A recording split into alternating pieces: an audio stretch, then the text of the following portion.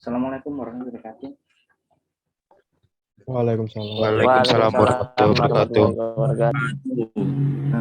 Baik, terima kasih atas partisipasinya. Hari ini kita lanjutkan perkuliahan kita, yaitu tentang tegangan dan regangan. Nah, tegangan dan regangan ini merupakan konsep dasar ya, konsep dasar dari mekanika, gitu, mekanika bahan atau mekanika kekuatan material, sehingga kita penting untuk mengetahui hal ini. Baik, kita lanjutkan. Nah, tegangan. Apa sih tegangan tadi? Tegangan merupakan konsep dasar dari mekanika bahan adalah yaitu tegangan dan regangan.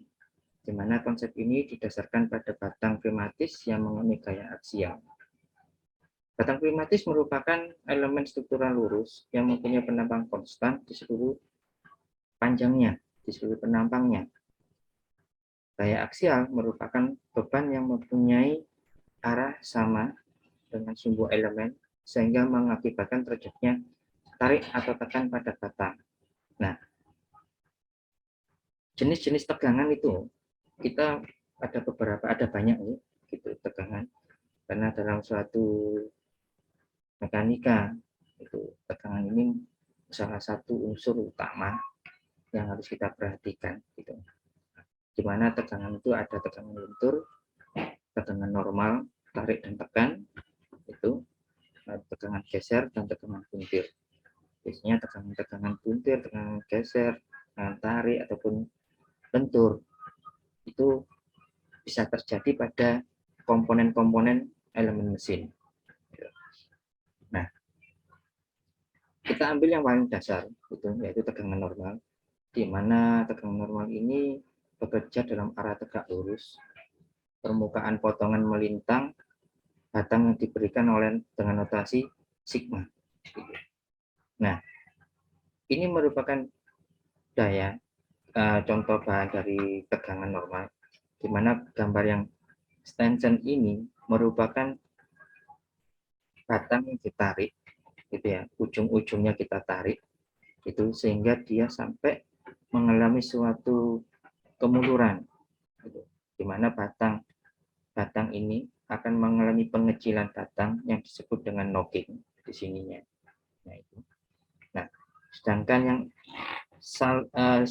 di sampingnya ini adalah compression, di mana compression ini merupakan batang yang ditekan, ujung-ujungnya saling ditekan, gitu ya, sehingga mengalami pengecilan juga, gitu. Tapi pengecilannya tidak pada daerah tengah, melainkan rata dari ujung ke ujung ditekan. Gitu. Sehingga pada batangan normal ini mendapatkan rumus bahwa sigma merupakan gaya aksial ataupun beban yang dibagi dengan luas penampang dari batang.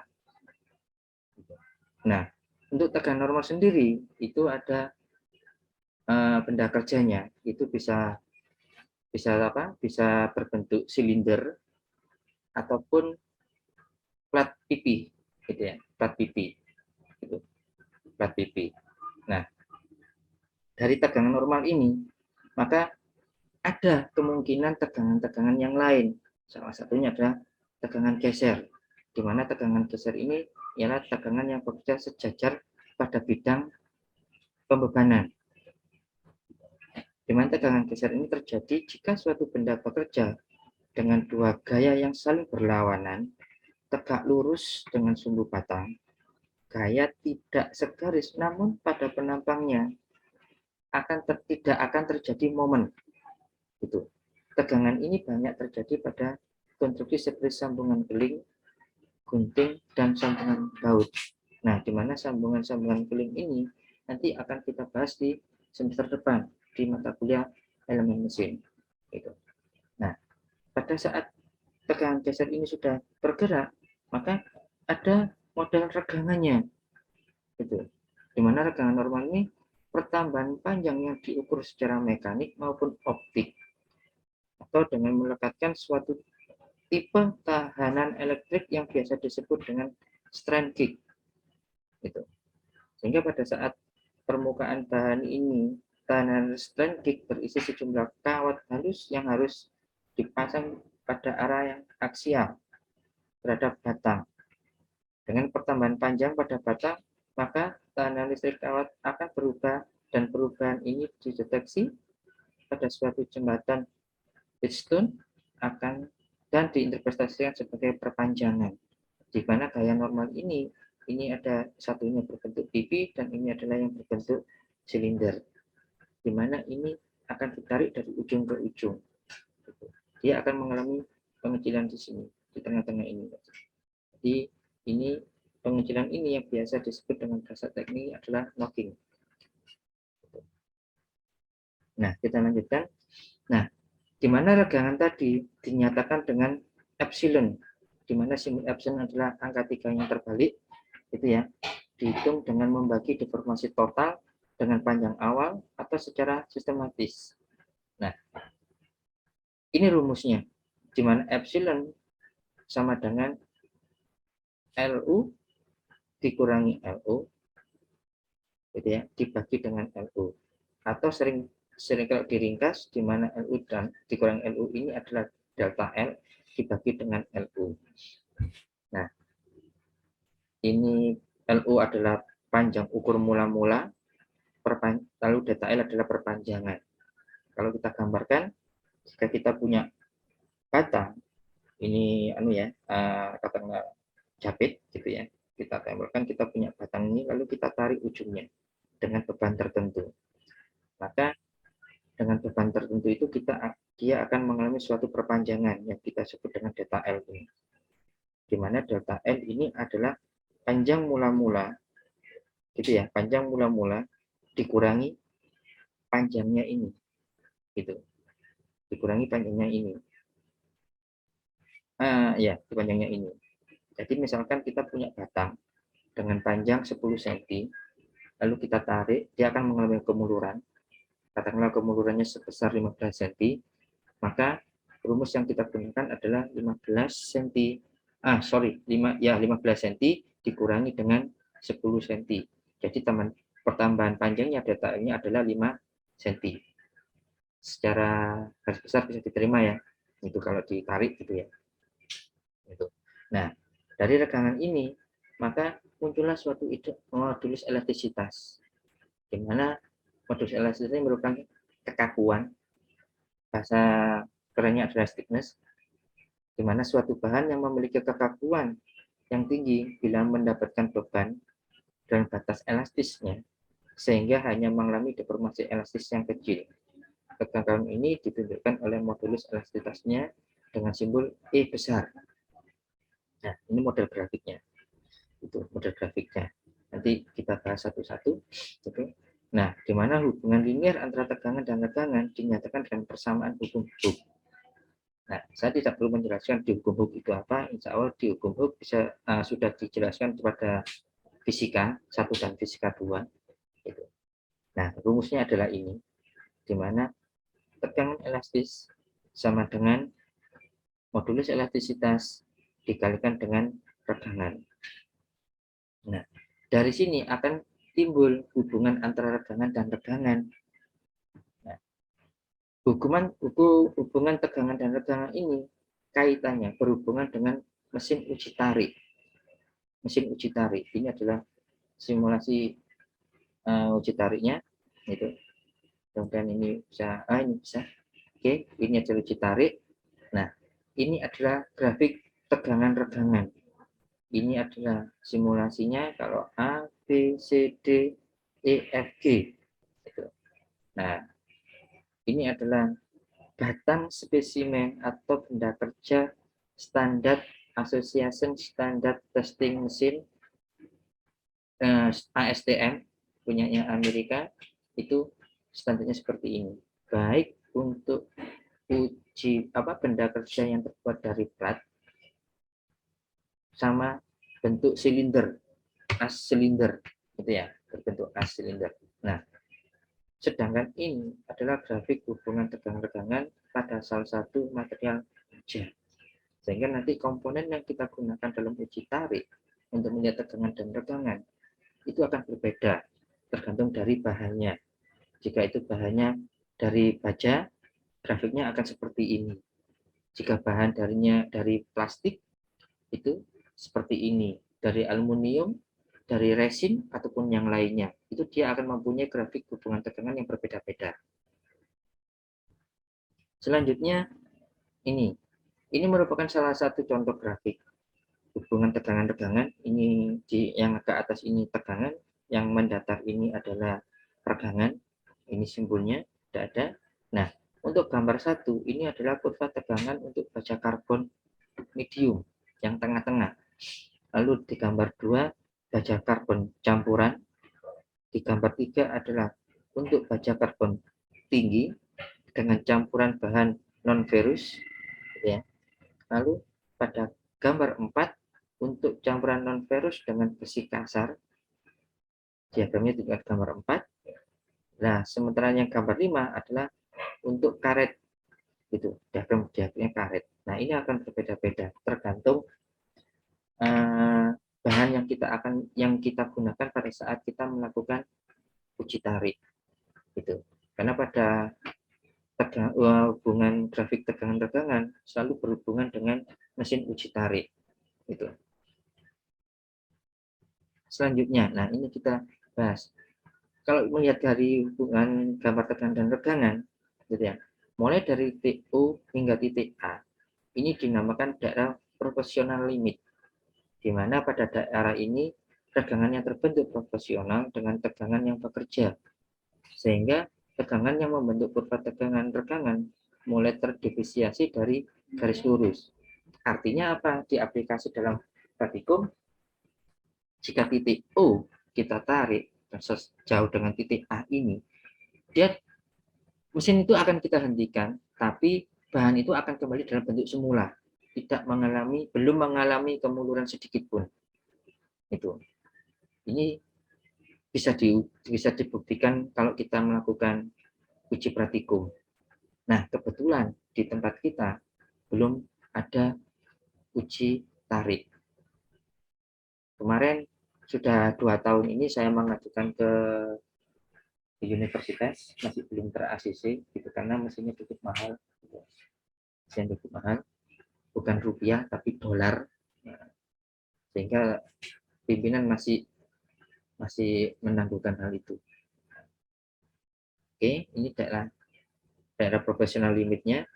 Nah, selanjutnya daerah elastis limit dari titik A ke titik B. Ini dinamakan daerah elastis limit. Karena pada daerah areal A sampai B, ini material akan kembali ke bentuk semula, gitu ya. Ketika tegangan itu dihilangkan, sehingga definisinya tegangan yang bekerja pada suatu material tanpa menyebabkan deformasi yang permanen. Dia masih tetap kembali ke dalam semula, sama dengan proporsional limit. Nah, dari sini akan muncul titik C yang sering dari titik B ke titik C itu dinamakan dengan yield point. Itu. Jika material terus diberikan tegangan hingga di atas titik B secara perlahan-lahan, gitu ya, maka keadaan drastis itu akan tercapai. Dan pada titik ini, ketika beban dihilangkan, material tidak akan bisa kembali lagi ke dalam bentuk semula. Berarti dia sudah mengalami suatu kemuluran, di mana di titik B ini regangan yang terjadi akan bertambah dengan cepat. Sedangkan pertambahan tegangannya kecil hingga tercapai pada titik C. Nah, terjadi penurunan kecil tegangan pada titik D. Segera setelah proses peluluhan berhenti 2 titik lulu, yaitu titik C dan titik D. Tegangan yang bekerja pada titik ini dinamakan dengan tegangan lulu ataupun yield stress. Karena pada saat tegangan ini di aplikasi di praktikum uji tariknya, dia memang ada pemuluran sedikit, tapi dia kalau sudah mulai, dia tidak akan kembali lagi gitu ke dalam titik B. Nah, kita lanjutkan. Nah, karena tadi ada penurunan sedikit di titik D, maka ada untuk titik D ke titik E itu adalah ultimate stress, di mana pada titik ini dinamakan apa? Titik tegangan maksimum terjadi yang didefinisikan sebagai beban terbesar dibagi dengan luas area mula-mula dari bahan. Sehingga pada titik E ini malah tegangan yang terjadi itu pembebanan dibagi dengan luas penambang mula-mula yang tadi adalah epsilon sama dengan P per A di sini. Nah, dari sini karena dia melakukan titik ultimate stress-nya, maka tegangan itu akan berhenti gitu. Karena sudah terjadi kemungkinan pengecilan di tengah yang disebut dengan knocking, sehingga dia akan mengalami suatu tegangan yang cukup tinggi dan pembebanan itu tidak bisa dilanjutkan. Artinya dia sudah lelah, bahan kerjanya, benda kerjanya sudah lelah, sehingga mengalami patah gitu. Karena semakin ditarik dengan pembebanan yang perlahan-lahan ditarik dengan beban yang cukup kuat, sehingga dia akan mengalami patah. Nah, dari titik E ini maka ada tempat sedikit jeda, yaitu breaking stress namanya. Gitu. Nah, di mana pada spesimen mencapai titik ultimate, titik puncak, itu akan terjadi proses necking yang tadi, pengecilan tadi.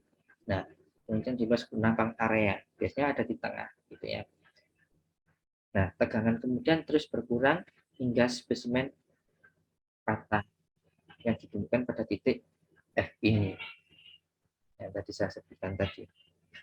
Nah, dari sini maka ada beberapa sifat-sifat bahan teknik yang pada prosesnya di bawah 20 derajat Celcius.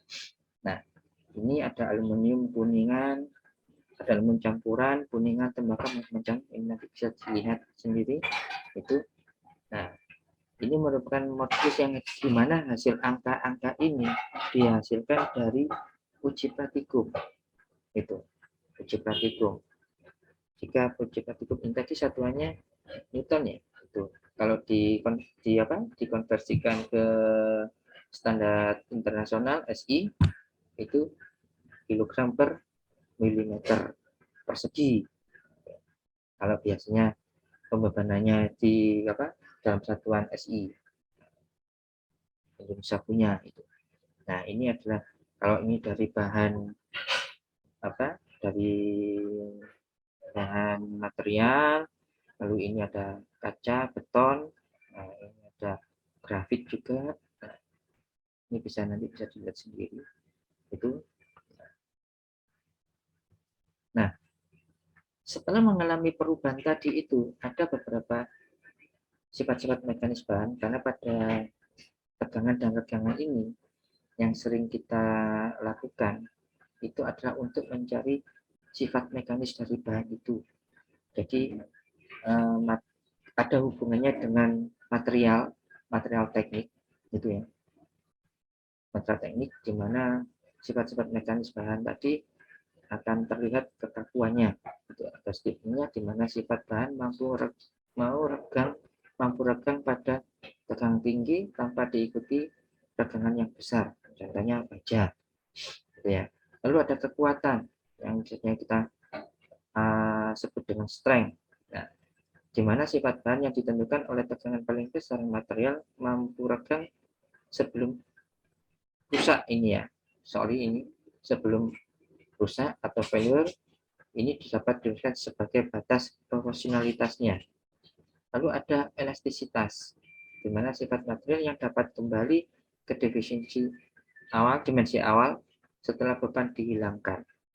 Lalu ada keuletan, sering bahasa artinya ductility, lalu di mana sifat bahan yang mampu deformasi terhadap beban tarik sebelum benar-benar patah. Analoginya, material yang dapat ditarik menjadi kawat tipis tanpa rusak. Lalu ada kegetasan, ini juga sifat-sifat mekanis dari bahan, gitu ya. Contoh batu, semen, cor, dan lain-lain, ini bisa dibaca. Gitu. Lalu ada kelunakan, ada ketangguhan, ada kelenturan. Ini contoh soal, gitu. Contoh soal, di mana saya punya kasus seutas kawat mempunyai luas penampang 4 mm persegi. Kawat tersebut ditegangkan oleh gaya sebesar sekian Newton, lalu sehingga bertambah panjang menjadi 0,0 mm. Jika diketahui panjang mula kawat 60 cm, maka hitunglah kawat tegangan, simbolnya ini, regangannya ini, modulus elastisitasnya ini. Nah, 4 mm luas penampangnya kita jadikan satuan meter persegi. Itu. Lalu beban F ini adalah beban. Pembebanannya sebesar 3,2 Newton. Kalau itu satuannya kilogram, itu ya Newtonnya harus dikonversikan ke dalam kilogram. Ya. Lalu delta L 0,3 ini panjang mula-mula LO adalah 60 cm. Kita konversikan dulu ke satuan meter. Nah, maka rumus yang sudah ada kita masukkan. Jangan yang dimasukkan yang satuan awal tapi yang sudah dikonversikan. Sehingga tegangan sama dengan F per A atau P per A, gitu ya. Lalu epsilon LU dikurangi LO dibagi dengan LO, atau biasa ditulis dengan delta L dibagi dengan LO, di mana tegangan untuk mencari modulus elastisitasnya, tegangan sama dengan E besar dikalikan dengan epsilon. Ini tidak sengaja tidak saya hitung, untuk silakan nanti kalau mau dihitung. Lalu kita punya soal yang lain lagi, misalkan itu sebuah batang aluminium yang mempunyai diameter 50 mm dengan panjang sekian dibebani gaya tarik sekian. Berdasarkan dari hasil pengujian, batang tersebut memuai sepanjang sekian milimeter dan diameter menyusut sebesar 0,01215 mm. Berapakah tegangan dan nilai modulus elastisitas bahan tersebut? Nah, dari kasus ini kita mencari gambaran. Untuk mencari gambaran bahwa ini adalah kasus yang terjadi, maka perlu digambar di sketsanya dulu. Ini seperti ini, kira-kira seperti itu ya. Panjangnya 300 mm, lalu dia mempunyai diameter 50 mili. Terus ditarik. Gitu. Pada saat uji tarik, tidak atas bawah ini tidak ditarik, tapi salah satu ujungnya itu ada dijapit. Gitu ya. Salah satu ujungnya dijapit, lalu ujungnya satunya yang tidak dijapit itu tidak dijapit tapi ditarik. Kalau yang satunya itu dijapit permanen, artinya diam, dia tidak bergerak, tapi yang satunya yang bergerak. Ini dengan pembebanan sedikit demi sedikit dia akan mengalami suatu kemunduran. Sehingga pada kasus ini kita hitung untuk modulus elastisitasnya, ini adalah penyusutannya dibagi dengan diameternya, gitu ya, 50 mili dibagi, jadi ini kita satuannya ini, maka ketemunya ini. Nah, ini Pak, negatif. Ya, negatif ini yang mengatakan bahwa dia mengalami penyusutan.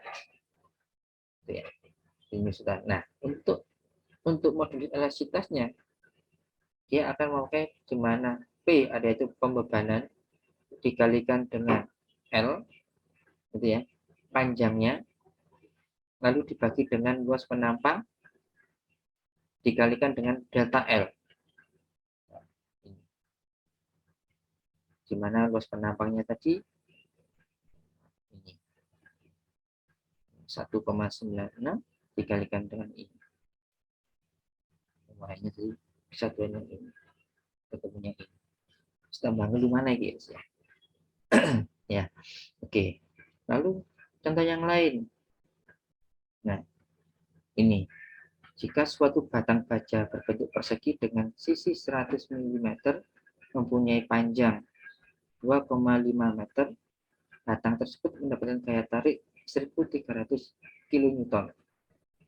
Asumsi modulusnya ini tentukan besarnya pertambahan panjang. Ini kita simulasikan bentuk gambarnya bagaimana, panjangnya sekian, lalu pembebanannya sekian, itu, lalu dia punya sisi sekian. Nah, ini penyelesaiannya sangat mudah. Jika panjang ini kita satunya mili, ini untuk besar apa lebarnya, pembebanannya ini, dekatnya ini ketemu 0,3. 0,3 tadi apa? Kita cari di sini, maka ketemunya ini, dimana luas penambang ini sama dengan B kuadrat.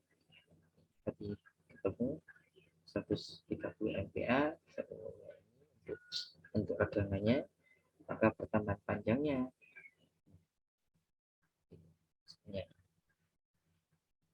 Oke, dari situ ada yang ditanyakan? Monggo, kalau ingin bertanya, silakan.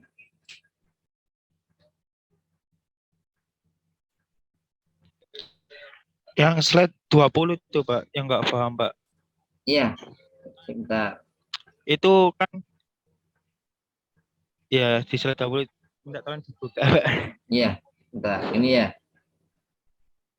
Iya, Iya. yang kan di sini kan nilainya diameternya 50 mm. Sedangkan di rumusnya tadi kan hasilnya nih 0,050. Itu Nah, iya. maksudnya gimana, Pak? Ya, ini berarti kita rubah. Ini. Berarti ini ke dalam meter, ke dalam meter. Ya, ke dalam meter. Oh iya. Ya, milimeter Jadi ke dari dalam. milimeter ke meter. Ya, berarti kan 1000 ya.